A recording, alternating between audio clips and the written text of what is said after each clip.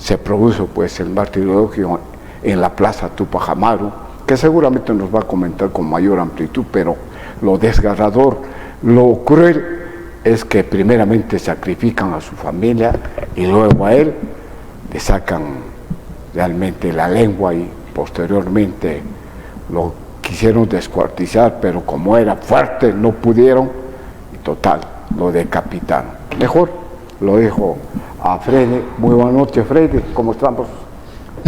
Muy buenas noches, ¿cómo está, señor Wilber?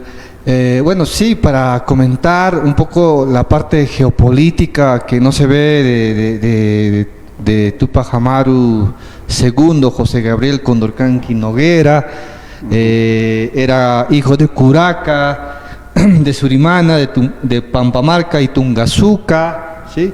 Y va a heredar este título de su padre. Pero una de las cosas por la cual se lleva la rebelión de Tupac Amaru tiene un tema geopolítico e influencias de otros países para que se pudiera dar esta rebelión. Entonces, una de las cosas que pasa muy interesante, vamos a hablar un poquito de su vida, de él.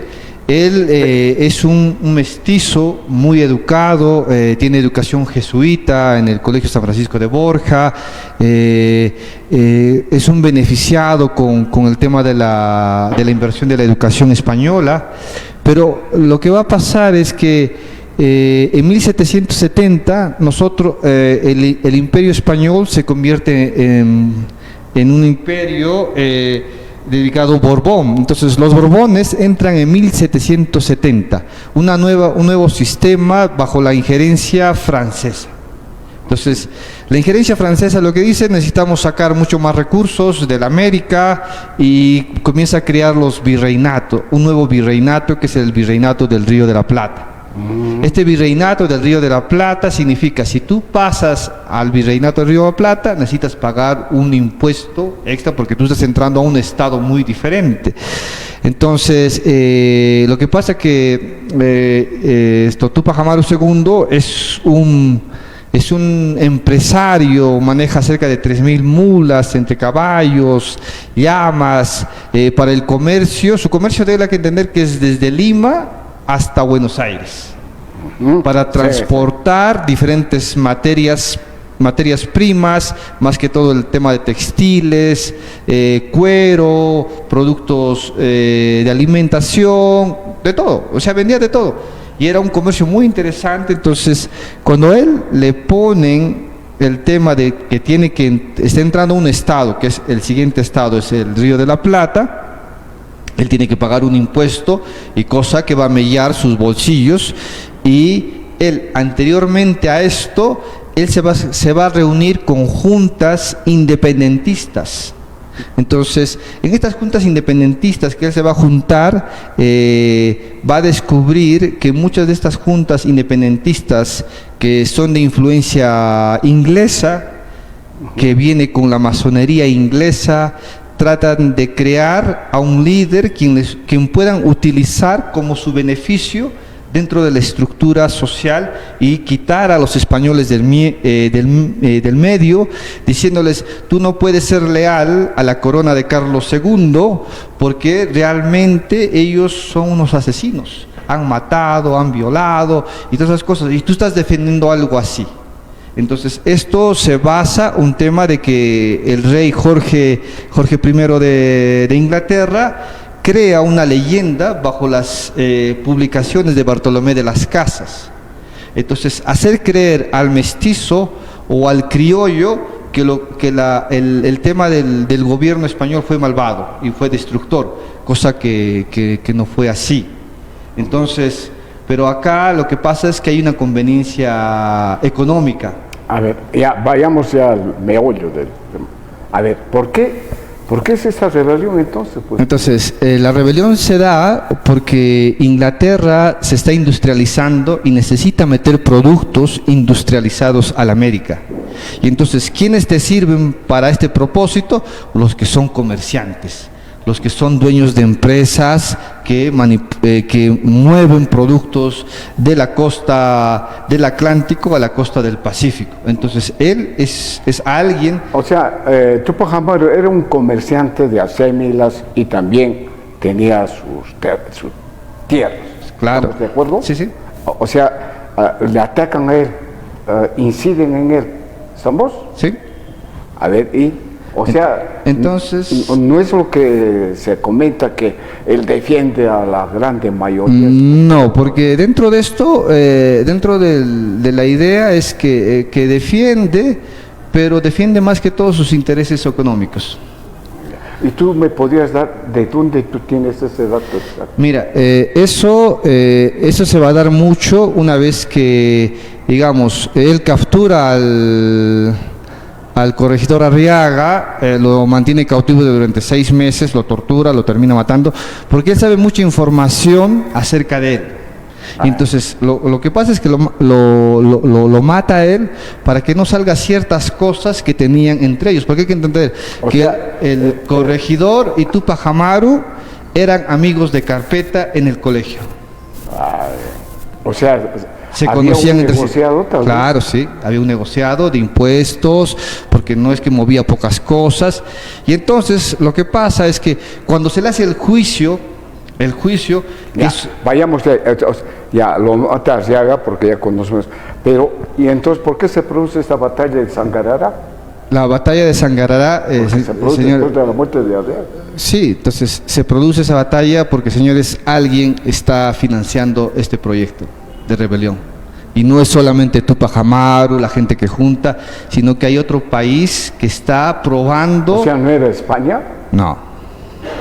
Pero en la historia, cárcel, todos nos dicen que las fuerzas reales han sido las que han combatido contra... No, en realidad lo que pasa es que Tupac Amaru, segundo combate con el alférez real, que es Mateo Pumacahua.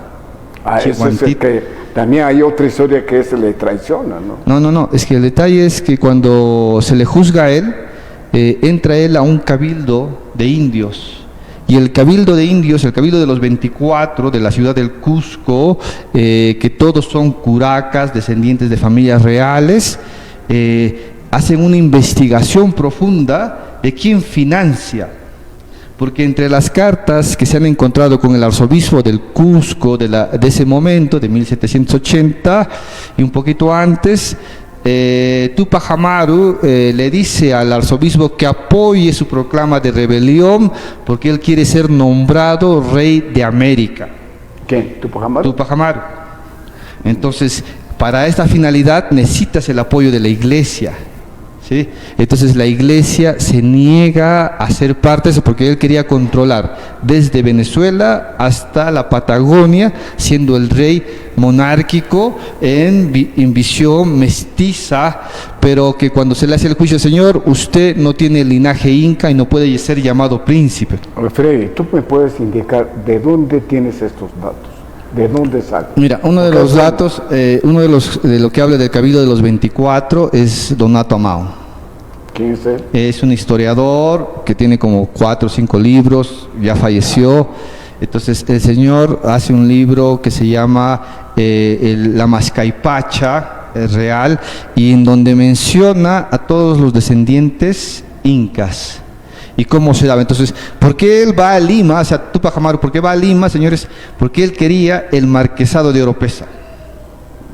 Quería decir, yo soy líder inca y quiero que se me dé el marquesado. Entonces, según el tema de sucesión, no le pertenece a él, y tampoco a Diego Betancourt, quien va a ser una leyenda contra Tupac Amaru. Al que le pertenece realmente eso, y él debe ser llamado un héroe, porque él va a incidir en 2 batallas muy importantes, es Dionisio Tupac Inca Yupanqui, señores, quien peleó en Georgetown en las guerras napoleónicas, siendo descendiente de Pachacútec, de Tupac Inca Yupanqui. En conclusión, ¿cuál es tu teoría, Freddy? Mira, Tupac Amaru II dice que él lee las crónicas del Inca Garcilaso de la Vega, y bajo esa percepción él dice que que nosotros debemos regresar al culto solar que existió, y por eso que también es uno de los motivos por la cual él se revela, porque él quiere ser nombrado Inca, pero esa es una pequeña parte, porque en realidad su función principal es nombrarse rey de América. Perfecto. Entonces, lo que pasa es que él no cumple los requisitos ni los títulos nobiliarios para poder llegar a hacer esto. Ahora, esto sí, Balcarce lo dice en su libro, ¿no? Que, por ejemplo, cometió un gran error Tupac Amaru de venir a Cusco y no ir de irse hacia el sur, ¿no? A ver no sé, a Tupac Katari. ¿No? Claro. ¿Recuerdan, no? Y no venir a Cusco inmediato, y por eso... No, en realidad estas juntas independentistas que estaban formándose, porque estas juntas independentistas que se forman en Buenos Aires se forman después de que se produce la independencia norteamericana. Yeah. Y los ingleses querían quitarse al español de encima y estaban buscando caminos como hacerlo. O sea, ya había influencia inglesa. Sí, claro. Bueno, porque todos siempre hablamos simplemente las fuerzas reales, No. o sea, los españoles, ¿no? No. Porque No. el enfrentamiento... No, digamos, las armas, las pocas armas que llegó a conseguir Tupac Amaru para su rebelión fueron, digamos, el tema de contrabando que entró por la parte inglesa, porque ellos querían hacer eso. Y cuando él se puso en la posición, no quiero mantener un continente americano cristiano bajo una monarquía, es cuando los ingleses ¿cómo dicen? Le bajan el dedo y le dicen: señor, usted no comprende nuestro proyecto, y es por eso que se produce la traición y su captura de él y su muerte. Perfecto, gracias, Freddy. El tiempo nos ha ganado, acá es las horas exactas. ¿Y algún mensaje que tú quieras dar? Porque, amigos, él es un joven historiador o investigador, y por eso le he pedido el dato de dónde nos está alcanzando esta información, y él lo ha señalado. Y creo que es bueno que él también pueda dar, pues, a ver, un mensaje final sobre este hecho a la población en general, especialmente a la juventud. Yo creo que la visión de Tupac Amaru es que él se sintió muy católico, muy religioso, rezaba siempre con sus hijos, y yo creo que esa es la parte que a él lo conecta más, porque, digamos, estamos hablando de 1780, él es cristiano, por un tema de intereses pasa lo que pasa, pero yo creo que lo que él busca es integrar América, pero él dice: un país, un continente se tiene que integrar si tiene la capacidad intelectual que tiene Tupac Amaru, porque hay que ver que él habla 3 idiomas. Claro. ¿Sí? Bueno, entonces, sí había ambición, perfecto. Claro. Sí. Pero en realidad también había negocio. Sí. Bien, gracias, eso yo quería ya. Amigos, el tiempo me está ganando, ingeniero.